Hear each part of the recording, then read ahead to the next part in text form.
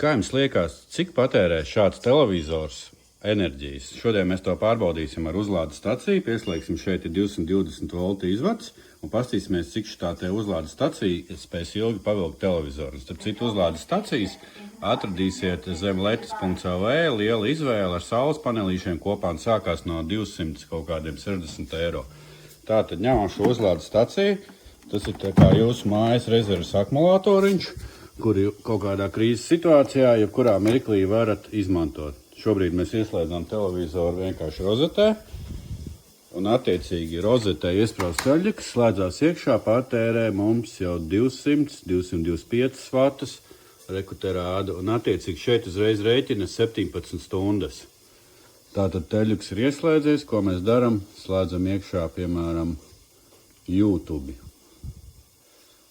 Tā, kas mums te notiek? Jā. Reku mums kaut kāds Google slēdzās, kamēr viņš te domā.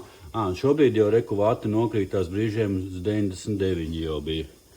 Tagad slēdzās iekšā